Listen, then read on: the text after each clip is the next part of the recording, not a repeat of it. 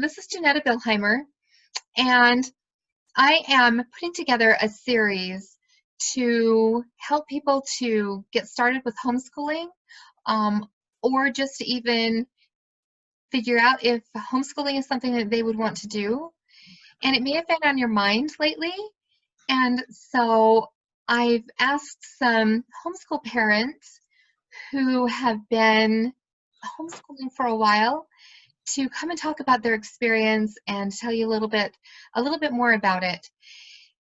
I am here today with Stephanie Green, and Stephanie is amazing. She's homeschooled a home full of boys for 5 years, and she has a bachelor's in family science with human development. Before homeschooling, she worked as a behavior therapist and a developmental specialist. And then, of course, with her family, she has so much experience, and with homeschooling for 5 years, that's just a lot of experience. So I'm so excited to have her here. She teaches, she mentors, and that's a word that we use a lot. And you can find out why as you explore homeschooling more. But she mentors in the older kids homeschool group. We have homeschool groups on certain days of the week, and here in Twin Falls, Idaho, and that's where we are. I know Stephanie, she's my friend, and I'm just so excited to have her here on our call today. So Stephanie, let's just get started. Why do you homeschool? My reason for homeschooling is different than a lot of people. I know some people choose to homeschool because they don't like the education system, or some people choose to homeschool for religious reasons. My husband and I, we chose to homeschool because I missed my kids too much. That's really the bottom line. About 7 years ago, when my kids were just little guys, so I have a 14-year-old, a 13-year-old, a 10-year-old, and a 7-year-old. So when my kids were just little guys, our school district went to a 4-day school week. And at first you'd think, oh, well, that's great. That means they only go to school Monday through Thursday. Well, what it meant is they left to go to school around 7:30 in the morning, or before they would go to school. They started school about 7:40, and they wouldn't get home from school until about 4 o'clock in the afternoon. And then they would have like homework to do or things like that, or Cub Scouting activities.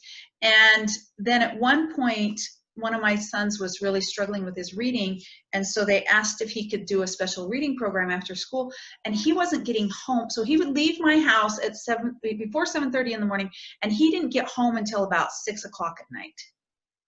Wow. And so just hardly even home at all.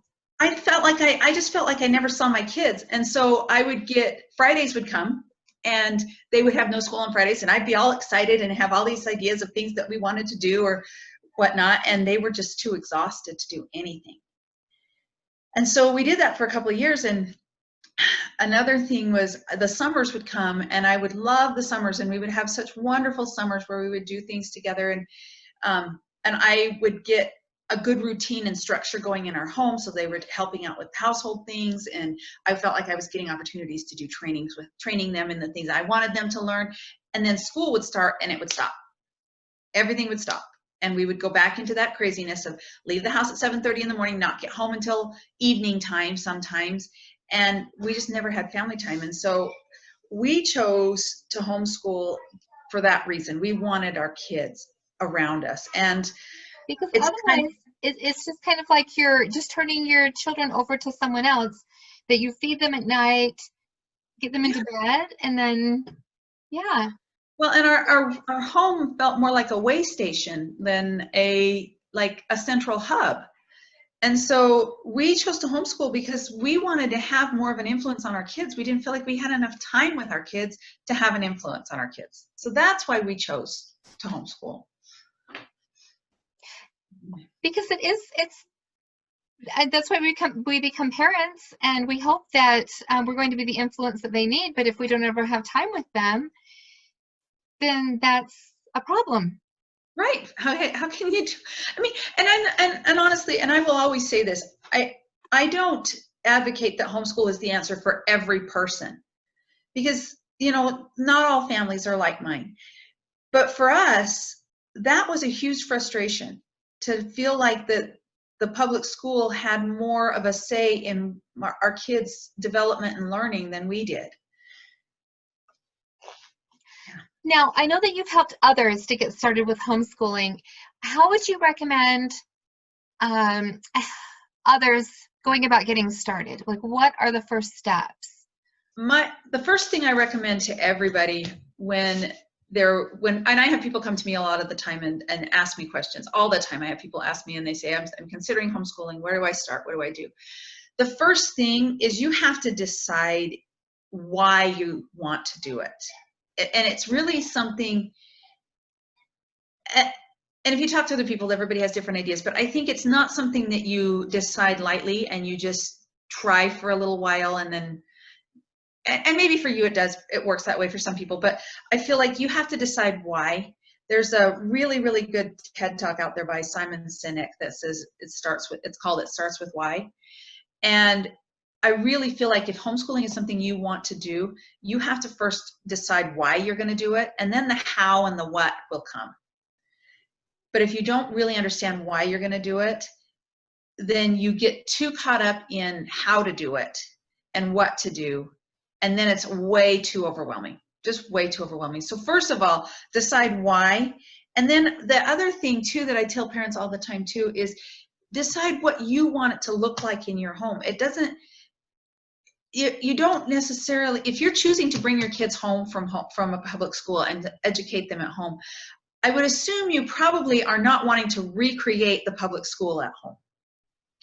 And that doesn't work, does it? From experience, it really doesn't. It really doesn't. It's going to frustrate you. Yeah, it's just, you're just going to get frustrated trying to recreate the public school model at home, because you're not a public school, you are a home. And so decide first why you want to do it. Yes, decide first why you want to do it. Then decide a little bit about what works for you. Does it work for you to structure your time and say, you know, we're going to schedule out how we're going to do our daily structure? Or does it work better for you to say, let's pick some subjects that we want to study, and then we study those subjects kind of fluidly? It really looks different for everybody. So some of the things that did help me, I've got a couple books here I did want to show. One of the first books that I read when I was first thinking about homeschooling is this one right here. It's called The Well-Trained Mind, A Guide to Classical Education by Susan Wise Bauer. She gives a lot of how-to in this book, a lot of, you know, what it looks like. It can get overwhelming, though. I will say, for anybody considering it, it can get overwhelming at first. Like lots of different things that you do at first as you're learning how to do it. It gives you a lot of ideas for how to get started and what things to do. But probably the thing that has been the most helpful for me is I started studying Thomas Jefferson education when I very first started homeschooling. And I read this one, A Thomas Jefferson Education. Great. And it's a credible book by Oliver DeMille. And I've read all of his whole, the Thomas Jefferson Education Library, because the thing I like about these books is it gives you an idea of a philosophy, an educational philosophy that you can follow. But it really all goes back to why. Why do you do it? Why you do it matters a whole lot more than what you do and how you do it. And so first and foremost, figuring out why you want to do it, why it's important to you. Because I tell you what, that day you go down to the public school and you say, I am taking my children out and I'm going to homeschool them, you're going to get a lot of questions and you're going to get a lot of negative responses. People are they're going to say things and it's going to be hurtful. And if you aren't clear on why you're doing it and you really don't know for sure why it's important to you, it's going to be really hard. And you're going to have a lot of painful moments but when you know why you're doing it, and you can start with, and I also, like I said, I would really recommend anyone who's just considering starting to watch that TED Talk by Simon Sinek. It starts with why, just to help you understand why it's so important that you understand your why. Mm-hmm. And you've done you did a presentation for us in the community a while back on why I love homeschooling. Maybe you could touch on that a Why little I bit love here. Why homeschooling. do you love it? Okay. Well, why I love it is I love my kids. And I tell people all the time, people say to me, oh, well, you can homeschool, but I can't. I can't do it. I'm not smart enough. You have a degree in child development. So yeah, you can homeschool, but I can't. I didn't even go to college. You know, I have people tell me that all the time. And I really truly feel like the only qualification a mother needs to be a successful homeschooler is she just needs to like her kids. And there's a difference between loving your kids and liking your kids. You can love your kids You and can not like them develop very that, right? much. Yes, you can love them and not like them very much. But if you like your kids, and that means, when I say you like your kids, that means you enjoy being around them. They make you smile. They make you happy. You want to be around them. You want to spend time with them. That's really, I feel like, the only qualification that a homeschool mom needs, because everything else you're going to get. I mean, I think the network of moms that you and I hang out with a lot, Jennetta, are some of the most accomplished, intelligent, bright women on the planet. And some of them never went to college. Some of them, you know, they will tell you they weren't great students in high school. But the journey, the homeschool journey, makes you into someone that is incredible, because you're studying with your kids, you're learning alongside them. Those moments when you are sitting at the kitchen table and you're reading about, say you're reading about math, a math concept, and all of a sudden you get it, and then your kid gets it. It's magical. It's fun. Why I love it is really, truly, I love sharing those moments with my kids. I love having those moments where we struggle through things to figure them out, and then we figure them out, And learning and together. we learn together. We learn together. And the other thing that I love about being a homeschool family, because you're not just a homeschool mom, you're a homeschool family, is as a family, we find things of interest that we talk about. We find things that we can discuss, and because we're learning them together and talking about them together, it becomes just kind of part of our family. So, for example, here's an example. I have 4 boys, all boys, don't have any girls in my house except for me and a girl cat. We do have 1 girl cat. That's it. But my boys are all athletes, so they love sports. And my oldest particularly really loves football. I never ever thought that I would be interested in football. I used to sit in the stands and watch football games and be completely lost and bored, and think to myself, how in the world can this be so fun? How in the world do people like sitting here watching this? It's boring. But I have a son that loves football, and now I love football. I love watching it because I've learned from him as he said, hey mom, did you know this or that? And watch this clip, and watch how they run the ball right here, and watch this play. And I still don't get it all the time, but I can see it a lot better, and I'm learning. And it's fun because it's something that I can connect with my son on, that and you know, maybe if I sent him to public school, I would still have that experience, but I don't know. I feel like another huge blessing of homeschooling is the time that you get to spend together. You have quantity time. You can just sit on the couch Yeah. together and read together and discuss things and not feel like you're hurried because everyone's got to get off to bed so they can get back to school the next day. Mm-hmm. Or you have those moments in the afternoon when you're done with like maybe some of the main things you were going to do for the day, and you could go out in the yard and throw a football around with your son. And I've done that, and it's fun. It's fun to just, I don't know how to do it very well. I can't catch it very well. But you know what? I can. I have time with my children that I can go play with them in the yard, or we can sit and read books on the front porch, and we can go for drives, or we can learn about things together. And that's really why I love homeschooling. I love to learn, and I love helping my children learn and being involved in the learning process. I also love what it does for our family. I love how, like I said, you're not a homeschool mom, you're a homeschool family, because when you talk with other homeschoolers, it's not just the mom that does it, it's the dad too. Because dads will go to work and the mom may be the one home doing the bulk of the education, but because the family is in this mindset of, we don't send our kids to school, we are school, life is school. You know, my husband has these ideas about things he wants the kids to learn, and he teaches it to them, because that's the model that we have in our home. You know, if he, for example, they just built a doghouse a little while ago, and he was teaching them some things about framing and some construction type things, because that's how he thinks. I really think as you become a homeschool family, your paradigm shifts, your thinking processes shift, I think, in some ways, and you start looking for the opportunities to be a mentor to your kids instead of just being a disciplinarian. Right. You Which is, become a mentor.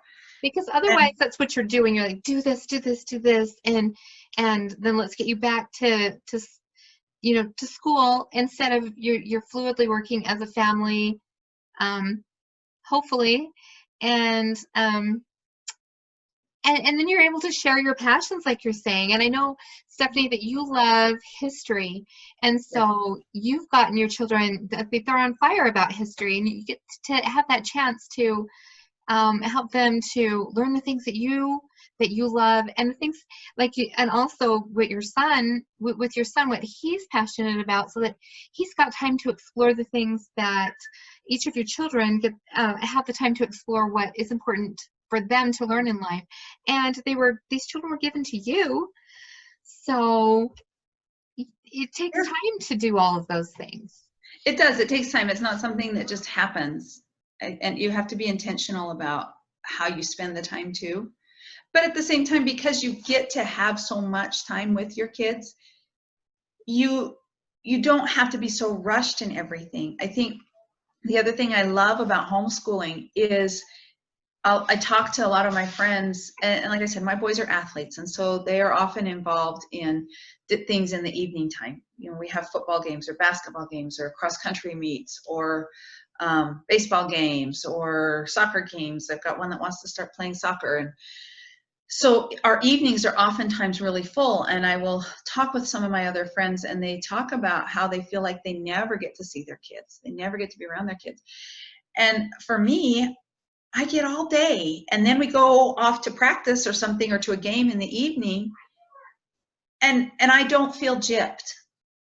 I don't feel like I miss out, because I have all that time with my kids, and I have the opportunity to be the one to influence their what they're learning. So like you say, yeah, I love history, and I love our country, and I love our Constitution, and I love what it stands for.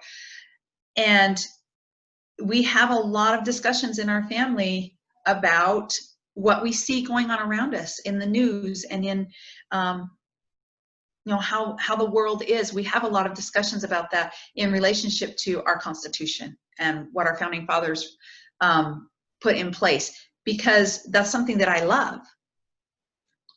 But at the same time, my husband has opportunities to discuss the things that he is passionate about and loves with the kids, and have that kind of an influence with them too, because it's the way we think. It wasn't always that way, but it is now. It's the way we think. We think about life as being, you know, school is not somewhere we send our kids. School is our life. And I tell my kids that sometimes. School, life is school, and they say, I hate it when you say that, Mom. But, you know, we have study times. We have times that we sit down and we study and we learn. But then learning happens also when we aren't sitting down and studying, because life is learning. And that's what we say in our home. The whole world is our classroom, because we're learning all the time. And I think that's an important way to look at it. Yeah. Anyway, but we were talking earlier about, you wanted me to talk a little bit about what it looks like in my house. Yes. So what it does look What like. does it look like? So, I mean, and I know when I was first starting to homeschool, I would ask questions all the time to people who I considered veteran homeschools, and I asked them, what do you do? How does it look? And what I wanted was to them to give me a schedule. We do math at this time, we do reading at this time, we do writing, we do history, we do da. And I never could really, and I tried doing different kinds of schedules like that, but I never really was able to figure out how to make that work. But what I did discover that has been a game changer is I discovered that as a mom, I need things that I do for me, and then I can give to my kids. So what it looks like in our home, every morning, first thing in the morning, I go to the gym, because that's what I need, and that gets me going. And then and I've been doing it for a while now, and now my kids go with me. So most mornings my kids will go with me too, and they exercise or work out and lift weights and whatnot. So we start with our physical education, or our physical fitness, because that's important in our family. Now, does that matter? Does that mean that every family needs to get up and go do physical fitness? No. Or that things can't look different from year to year. Right. It's just what's important to us. So we start with that because that's what's important to us. And then what I do with my kids, and like I said, I have a 7-year-old and I have a 10-year-old, and their education looks very different from my teenagers.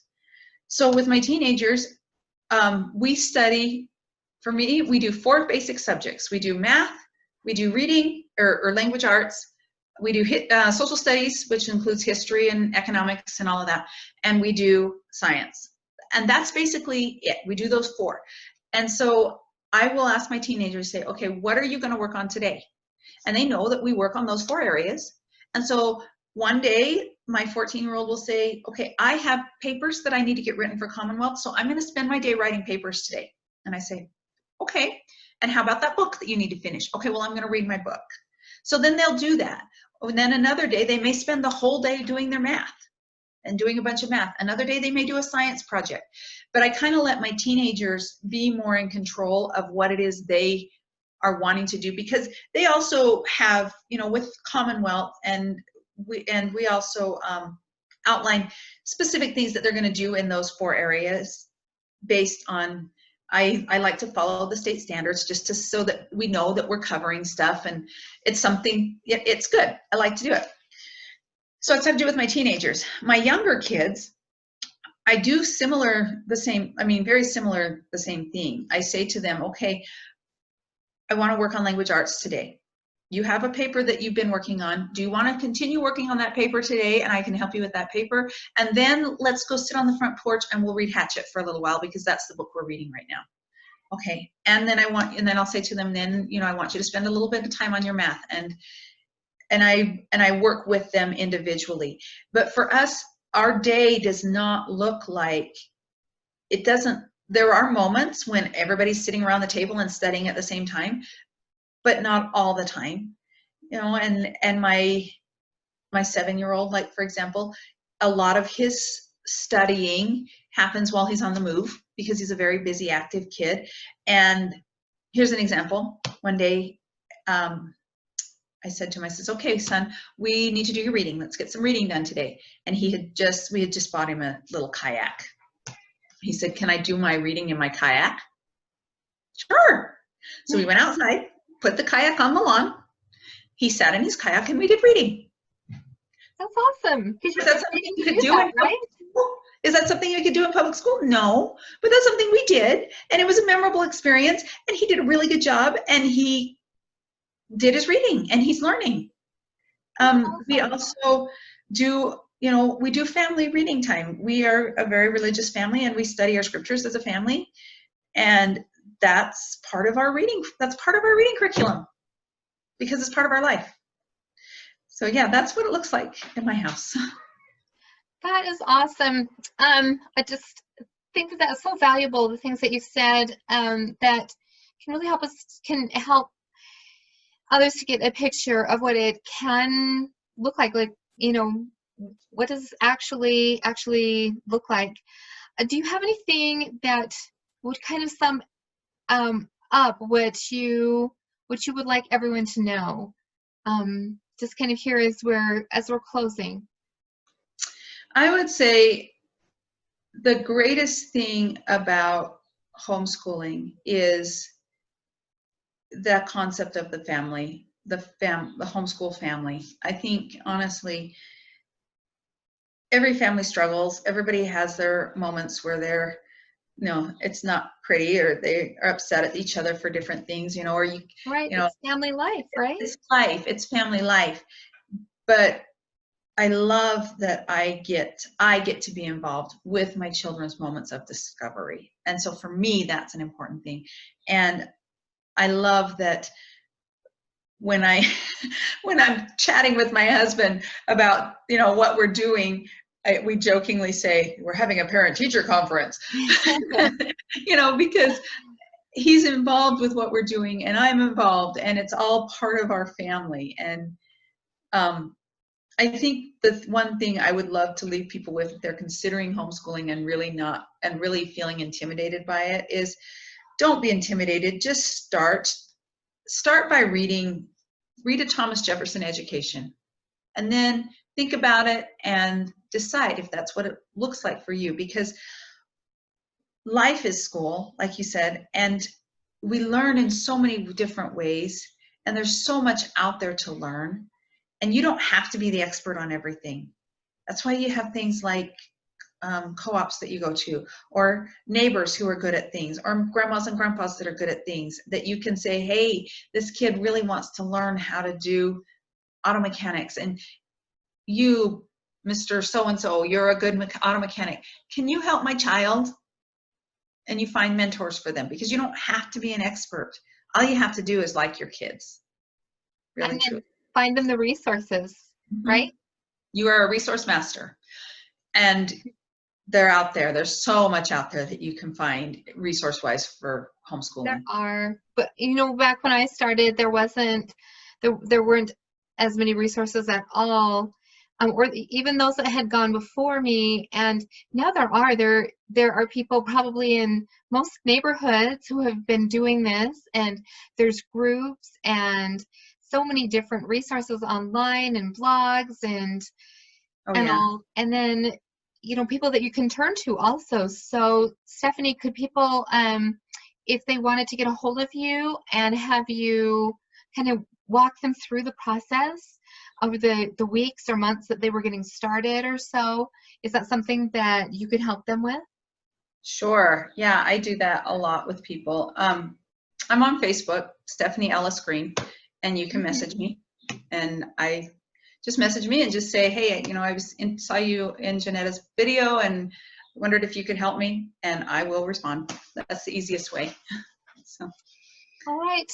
Well, thank you for being with us today, Stephanie, and just so appreciate it.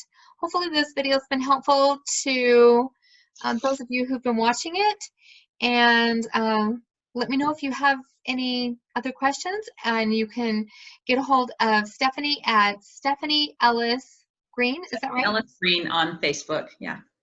Yep. That's where I'm at. Thank you. Thank you. Thank you again, Stephanie. No problem. I'm going to head and get my kiddos. All right. We'll see you. Okay. Bye.